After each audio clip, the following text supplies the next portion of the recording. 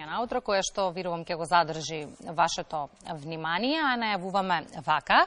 Жената несумнено е клучен движечки фактор во општествените процеси, меѓу другото низ годиниве и значаен фактор за економски развој, за чувување на културата и традицијата во нашата земја. Колку пандемијата и сега економската криза како последица на воениот конфликт во Украина влијае на занеитите, колку жените занеичи и во овие услови какви што се мотивирани да работат и прават промени. Дознаваме од нашата соговорничка. Велам добро утро за директорката на Занеичиската комора на град Скопје, Анита Атанасовска. Добро утро и добре ни дојдовте. Добро утро на сите гледачи. Разговорот го започнуваме како вовед со едно случување кое што беше актуелно неодамна. Тоа е изложбата Жените во занаетчиството, која всушност е потврда за тоа какви се промени прават жените.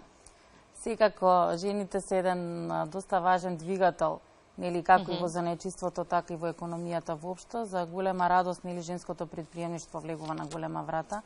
Веќе низ најразлични форми на информирање, нели, во делот на медиумска покриеност, како и Занаетчиската комора со голем број активности што ги реализира, ги потикнуваме жените да влезат во бизнисот и за големо, освен овој настан што беше изложбата на жените во занаетчиството, во рамки на денови на занаетчиство, реализиравме уште еден настан во Скопје Сити Мол под наслов Ден на филигран, што значи дека голем дел од нашите жени што изработуваат филигран беа изложувачи на овој настан.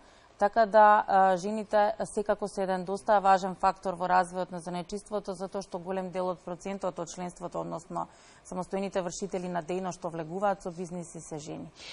Овој разговор го посветуваме токму на жените занаетчи, зборуваме за тоа колку се тие мукни и какви промени прават, но од друга страна пред какви се предизвици се исправени и како тука Занаетчиската комора, но државата со институциите треба да им даде помош и поддршка за да останат во оваа приказна. Согласно тоа, какви се вешти жени занаетчи има во Македонија и во која област се најмногу, најбројни? Во Македонија има голем број на занаетчиски сектори, значи дејности кои што се сметаат за занаетчиски, особено во жени има во делот на личните услуги, тоа се дејностите фризер, козметичар, декоративен маникир. Меѓутоа, за голема радост, голем број на жени влегуваат и оние машки занаети, што се викаат во наводници. Значи, веќе имаме жени кои што се регистрираат како столари, за чудување, меѓутоа, голем дел од жените кои што завршуваат дизајн на мебел и слично се регистрираат во оваа област и си го работат занаетот што го сакаат. Значи, веќе жените, сакам да потенцирам дека навлегуваат и во другиот дел од занаетите, не остануваат само во секторот лични услуги, домашно уметничко ракотворење, затоа што скоро 70% од секцијата, од секторот домашно уметничко ракотворење го сочинуваат жени.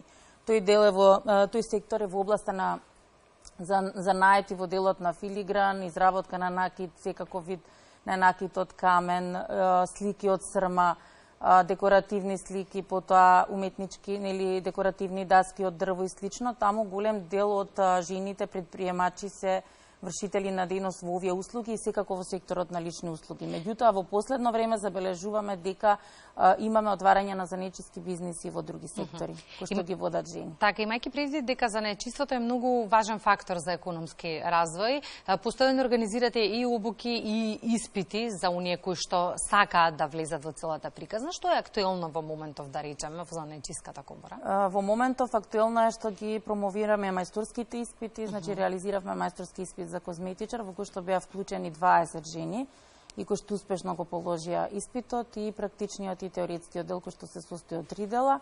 Значи, промоција на мајсторските испити е нешто што Занаетчиската комора Скопје планира да го работи на големо и во наредните години, затоа што мајсторството е најголемото достигнување во занаетот и во националната рамка на квалификација е на 5 ниво, што значи дека мајсторската диплома има вредност на подсредно образование во националната рамка на квалификација со 120 кредити.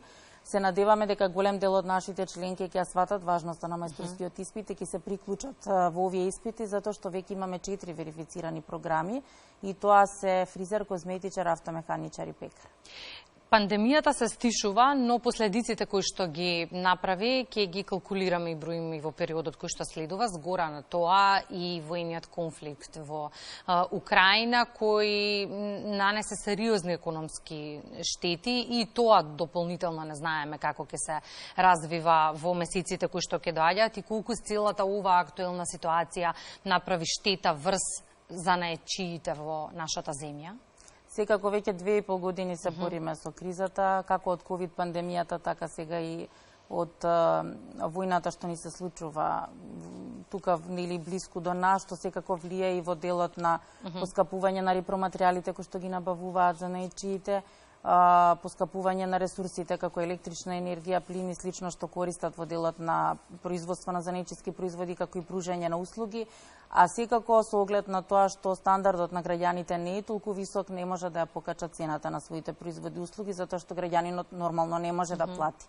Се наоѓаме во ситуација кога занаечиите сакаат да функционираат нормално, се трудат, меѓутоа се соочуваат со финансиски недостатоци, нормално проблеми со ликвидноста на бизнисите, така да секако мерки, има потреба од мерки. Имавме мерки во минатиот период, но сметам дека во овој период треба да се продолжи со мерките, затоа што допрва не чека уште поголема криза од она што ја поминавме со ковид пандемијата. И во услови какви што живееме, се охрабруваат ли жените занаечи да започнат свој бизнес?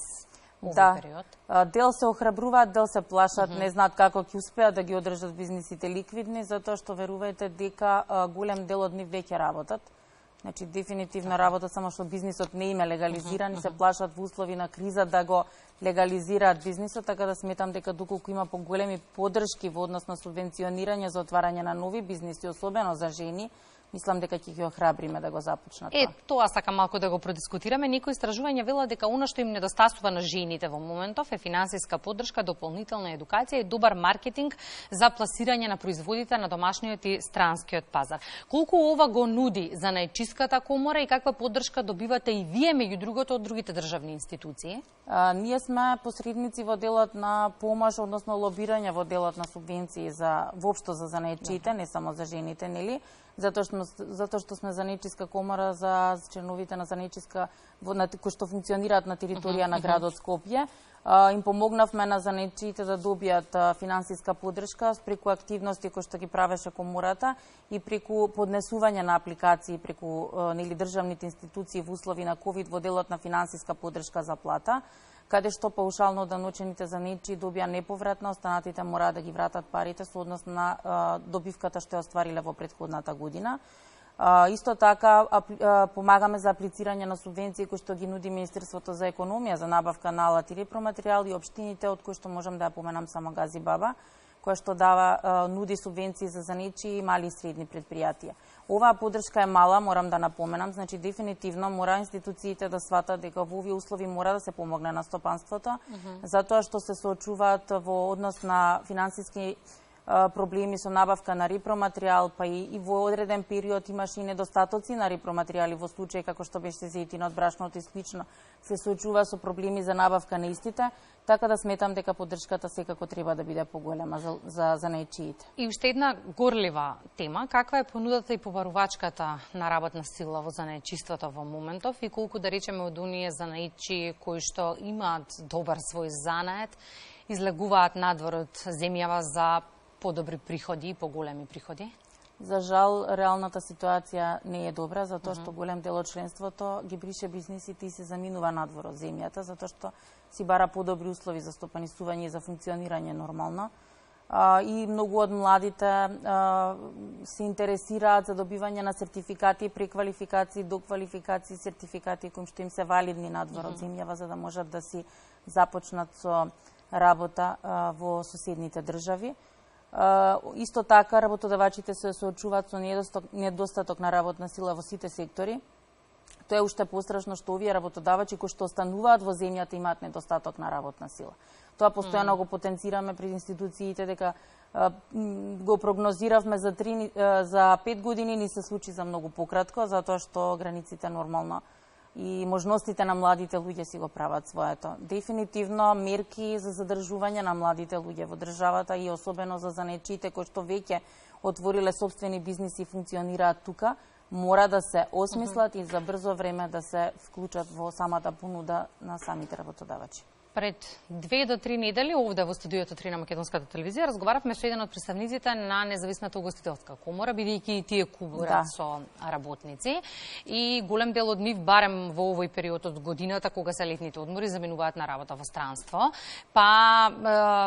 Баравме начин како, кои се методите или начините за да се задржи оваа работна сила во Македонија, затоа што работниците ќе кажат за тоа што го работиме двојно, тројно, па и повеќе заработуваме во странство. Сега, кој е начинот овде? Како да се задржат занаетчиите во Македонија во услови и криза економска каква што ја живееме?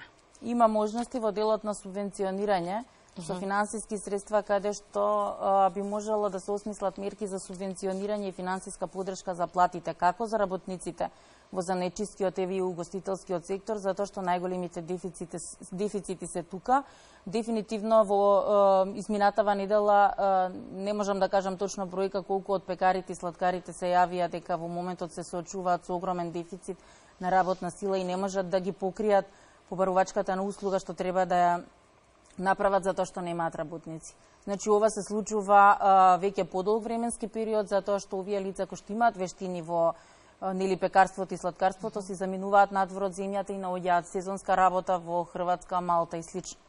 Значи ова се случува и во другиот сектор кој што го споменавте, затоа што има дефицит во сите сектори, особено во услужните дејности. Веќе имаме дефицити во фризерските услуги, каде што луѓето си заминуваат во само земјиве што ги споменав пред малку и си наоѓаат работат нели за подобра плата и си заминуваат од земјава и на подолг временски период. Ја споминавте Хрватска во еден сегмент од одговорот. Утре одите за Хрватска, чинам, на средба со регионални занаетчиски комори? Соработуваме со занаетчиската комора на Хрватска. Добро. И една од темите нели на кои што ќе се разговара е дефицит на работна сила, затоа што и тие се соочуваат со истиот проблем. Тоа сакав да прашам, како е во регионот? Слични проблеми, значи во регионот имавме трибина во Црна Гора пред неколку месеци, каде што на едно гостување ги споделивме нели проблемите со кои се соочуваат земјите и свативме дека Словенија, Хрватска, Црна Гора и Македонија се соочуваат со слични проблеми во однос на дефицит на работна сила, недостаток на кадар, како и многу малку млади лица кои што се запишуваат во средните стручни училишта. Коморите работат на активности, како колегите нели од Хрватска и Словенија, за да ги привлечат младите луѓе во средното стручно образование, за да нели се занаетчиството добие нов млад кадар со вештини и компетенции кои што ќе бидат потребни на работодавачите за да можат да ги нели реализираат своите активности. И ако се навратам со меморијата, некои 2 години пред почетокот на пандемијата, се случи првиот разговор со позитивни сигнали на оваа тема, дека се оди онака како што треба, расте бројот на млади кои што го сакаат занаетчиството и целата оваа приказна, расте бројот на занаети, за да ни се случи се во ова што во моментов го живееме и никако повторно се враќаме на поидовна точка. Да, секако поминавме еден тежок период од 2,5 години, не можевме во целост да ги реализираме планираните активности со имидж кампањи во основните училишта. Целта беше нели да ги потикнеме младите да се запишуваат во средните стручни училишта за по завршување на 3-годишно или 4-годишно станат спремни работници да се вклучат на пазарот на трудот. Вие сте на чело на занаетчиската комора во еден од најпредизвикувачките периоди. Поминавме така еден тежок период, се надевам дека ќе завршат сите овие нели кризи за да може занаетчиството повторно да се врати на позиција која што може да се пофалиме дека се задоволни од својата работа и дека нема да барат подобри услови надвор од земјата да заминуваат во странство. Тоа е нели најзастрашувачкото кога луѓето ни одат надвор. Анита, благодарам за гостувањето во Македонија наутро. Ќе посекам среќен пат за Хрватска и со искуствата оттаму информациите се разбира, повторно ќе ви имаме во студиото. Ви благодарам, еве само уште за Хрватска би сакала да напоменам околу проектот Мастер 4.0. Горда сум што овој проект нели го завршуваме со успех, каде што ќе споменав 20 кандидатки кои што помина успешен мајсторски испит. Се надевам дека ќе се развиеме со мајсторскиот испит како и нашите колеги од Хрватска и Словенија. Благодарам. Ви благодарам и на вас. Музичка номера, веднаш потоа уште информација, станете со нас.